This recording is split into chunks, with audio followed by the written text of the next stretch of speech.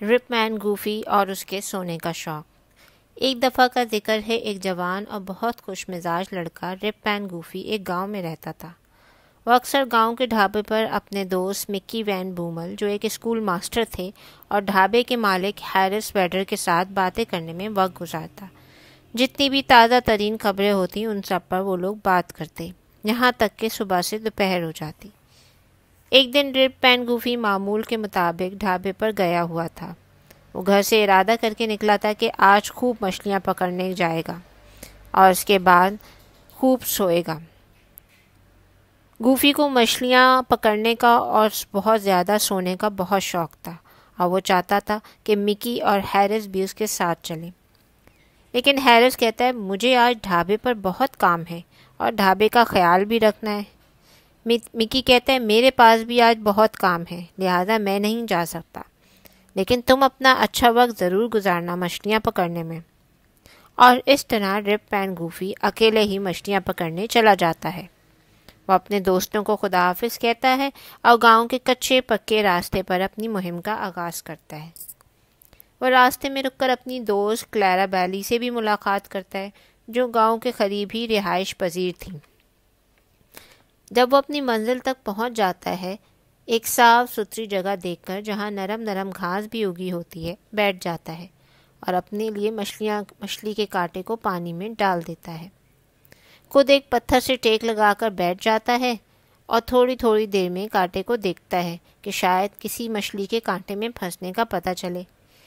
اسی انتظار میں اس کو صبح سے دوپہر ہو جاتی ہے اور مچھلی کے کانٹے میں پھنسنے کے انتظار میں اب سورج بھی ڈوبنے کا وقت قریب آ جاتا ہے، اور رپ مین گوفی انتظار کرتے کرتے گہری نیند میں سو جاتا ہے۔ گوفی کے چہرے پر تیز دھوپ پڑتی ہے اور وہ سوتے سے جاگ جاتا ہے، اور ایسا لگتا ہے جیسے وہ پوری رات ہی یہاں سوتا رہا ہو۔ کچھ دیر تک گوفی وقت کا اندازہ ہی نہیں کر پا رہا ہوتا کہ یہ صبح ہے یا شام کا وقت ہے۔ اب گوفی کو اپنی مچھلی کے کانٹے کا خیال آتا ہے اور اسے وہ پانی سے باہر نکالتا ہے اور کانٹے کو غور سے دیکھتا ہے کہ جب اس نے مچھلی کے کانٹے کو پانی میں ڈالا تھا تو اس کی راڈ بالکل نئی چمکدار تھی، لیکن اب وہ زنگ آلود ہو گئی ہوتی ہے اور اس کی لکڑی کی چھڑی بھی بہت پرانی سی محسوس ہو رہی ہوتی ہے۔ اب گوفی اپنی آنکھیں ملتا ہے اور اپنے منہ پر کھجاتا ہے، لیکن اس بار اس کو پہلے سے زیادہ حیرت ہوتی ہے، کیونکہ اس کے منہ پر ایک لمبی سفید دھاڑی ہوتی ہے، اور وہ اپنے پاؤں کو دیکھتا ہے، حیران رہ جاتا ہے۔ اس کے پاؤں بہت بڑے ہو چکے ہوتے ہیں اور اس کے جوتے بھی پھٹ چکے ہوتے ہیں۔ گوفی ابھی تک حیران و پریشان ہے کہ ایک ہی رات میں اتنا سب کچھ کیسے ہو گیا۔ اب وہ اپنی زنگ آلود مچھلی کی راڈ اٹھاتا ہے اور لکڑی کے سہارے چلتا ہوا گاؤں کا رخ کرتا ہے۔ اس کے جسم میں بہت درد اور تھکاوٹ محسوس ہو رہی ہے۔ اس کو ایسا لگتا ہے جیسے اس کا سفر اس کی توقع سے زیادہ لمبا ہو گیا ہے۔ آخرکار گوفی گاؤں پہنچ جاتا ہے، لیکن یہ کیا، چھوٹے سے گاؤں کی جگہ ایک مصروف شہر آباد ہے، اور اس جگہ سب لوگ گوفی کے لیے اجنبی ہیں اور ہر کوئی اس کے لیے نیا ہے۔ وہ کسی کو پہچان نہیں پا رہا اور کوئی بھی گوفی کو نہیں پہچانتا۔ ہر کوئی رک رک کر اس کو گھور رہا ہے۔ اب گوفی اس ڈھابے کا رخ کرتا ہے جہاں وہ اپنے دوستوں کے ساتھ اکثر وقت بتایا کرتا تھا، لیکن یہ کیا، اس ڈھابے کی جگہ ایک ویڈر وٹل کے نام سے ایک بڑا سا ریسٹورنٹ بنا ہوا ہے۔ اسی ریسٹورنٹ کی پورچ میں کوئی کرسی پر بیٹھا جھول رہا ہوتا ہے، اور گوفی اس کی طرف جاتا ہے اور اس شخص سے پوچھتا ہے کیا آپ ہیرس ویڈر کو جانتے ہیں؟ کرسی پر بیٹھا ہوا شخص اپنا چشمہ نیچے کرتا ہے اور گوفی کی طرف دیکھتا ہے اور اس سے کہتا ہے ہیرس ویڈر؟ ہیرس ویڈر نے تو مجھے یہ جگہ بیچ دی ہے اور وہ یہاں سے جا چکا ہے۔ اب میں اس جگہ کا مالک ہوں، اور اس بات کو بھی کوئی کم سے کم 40 سال ہو چکے ہیں۔ یہ سن کر گوفی کا دماغ چکرا جاتا ہے اور اس کو کچھ سمجھ نہیں آ رہا ہوتا۔ یہ کیسے ممکن ہے کہ ایرس نے یہ جگہ 40 سال پہلے ہی بیچ دی، جبکہ میں اس سے کل ہی ملا ہوں؟ مجھ کو تو کچھ سمجھ نہیں آ رہا۔ گوفی پریشان ہو کر رونے لگتا ہے، اور اس کو ایک آدمی آہستہ آہستہ لاٹھی ٹیک کر چلتے ہوئے نظر آتا ہے۔ گوفی کو اس آدمی کی شکل اپنے دوست مکی وین بومر سے ملتی ہوئی لگتی ہے۔ اور مکی گوفی کو آواز دیتا ہے، گوفی تم ہی ہو نا؟ جانی پہچانی آواز لگتی ہے اس کو اور وہ اس سے پوچھتا ہے، مکی وین بومل، کیا یہ تم ہو؟ وہ کہتا ہے، ہاں میں ہی مکی ہوں، لیکن تم تو کافی بوڑھے لگ رہے ہو۔ مکی وین بومل کو بہت ہی ہنسی آتی ہے، اور تم بھی تو میرے پیارے دوست کتنے بوڑھے ہو گئے ہو۔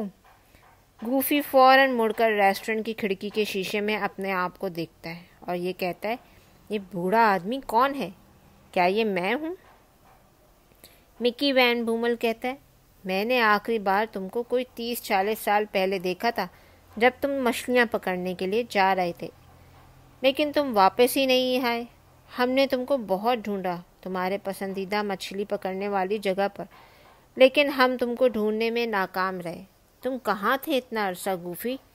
ہم نے تم کو بہت یاد کیا۔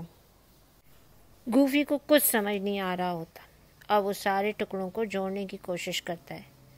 میری زنگ آلود فشنگ راڈ، میری سفید داڑھی اور میرے بڑے بڑے پاؤں، میرے جسم میں تھکاوٹ اور درد محسوس ہونا، کیا میں 40 سال سے سو رہا تھا؟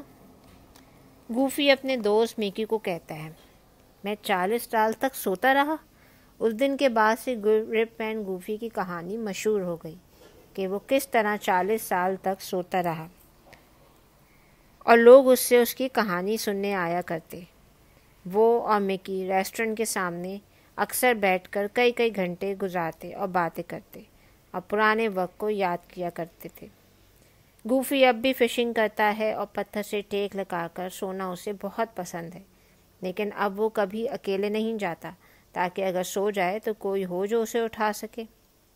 جی ساتھی، یہ کہانی محض خیال پر مبنی ہے، اس کا تعلق حقیقت سے بالکل نہیں ہے، لیکن اس کو سنانے کا مقصد صرف اور صرف یہ ہے کہ اپنے کسی بھی شوق کو ضرورت سے زیادہ اہمیت نہ دیں۔ کہیں ایسا نہ ہو کہ اپنے شوق کو پورا کرنے کے لیے آپ اپنی زندگی کے اہم سالوں کو ضائع کر دیں۔ Thanks for watching. Like, share, subscribe.